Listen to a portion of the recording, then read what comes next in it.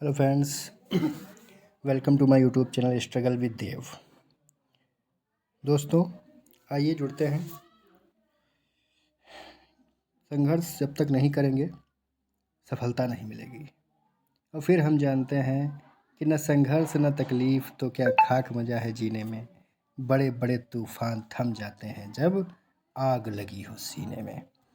दोस्तों, इस आग को बुझने नहीं देना है, ये आग को शोला बनाना है। और एक दिन हम भी इतिहास लिखेंगे, ये ठान के आगे बढ़ना है। शिक्षा वह शेरनी का दूध है जो जितना पिएगा वह उतना दहाड़ेगा। हर हालत में हमको इस बार सीटेट में अच्छे मार्क्स लाने ही लाने हैं। तो सभी लोग इस उद्देश्य से जुड़ें और संघर्ष को अपनी सफलता तक पहुंचाएं।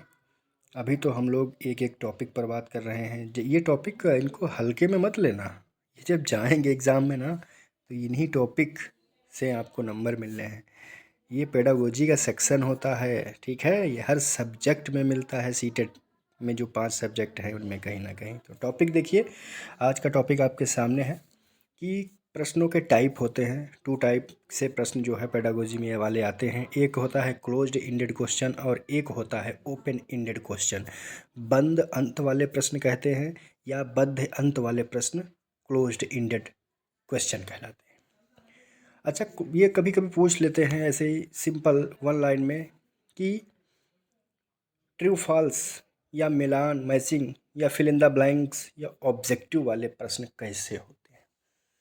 तो सीधे तौर पे हमें बता देना है कि ये क्लोज्ड इंडेड है, क्योंकि इन प्रश्नों को सॉल्व करने में बच्चे का जो माइंड है ना, जैसे पूछा गया कि आपके देश की राजधानी क्या है, तो एक शब्द में बताएगा।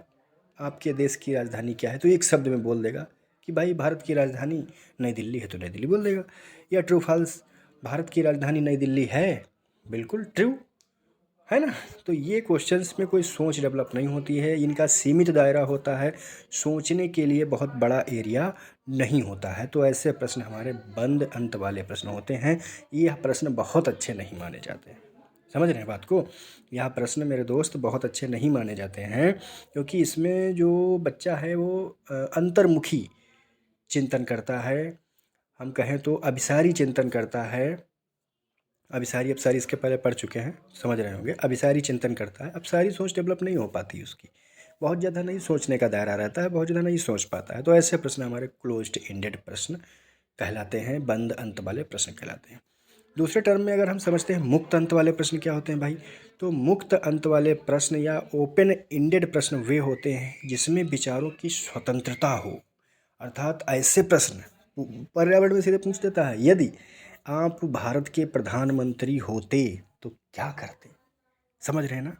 तब हमें बिल्कुल बहुत सोच डेवलप करनी पड़ेगी, बहुत विचार लाने पड़ेंगे दिमाग में, तब इसका हम आंसर दे सकते हैं। तो ये वाले प्रश्न अपसारी चिंतन करने के लिए बच्चे को मजबूर करते हैं। बच्चा अपसारी चिंतन यहाँ पर करता है, ठीक है। यहाँ पर बालक को बहिर्मुखी होना पड़ता है। अगर बहिर्मुखी बालक है तभी ऐसे प्रश्नों के अच्छे सवाल दे सकता है, ठीक है। ऐसे पूछ सकते हैं कि हमारे विद्यालय की क्या विशेषता है, विद्यालय की कोई विशेषताओं के बारे में बताइए। तो ऐसे प्रश्न हमें बहुत कुछ सोचने के लिए विवश कर देते हैं, ठीक। तो ये दोनों प्रश्नों के टाइप थे, इनको अच्छे से तैयार करिएगा। Okay, bye bye, take care. अच्छा करें तो लाइक और सब्सक्राइब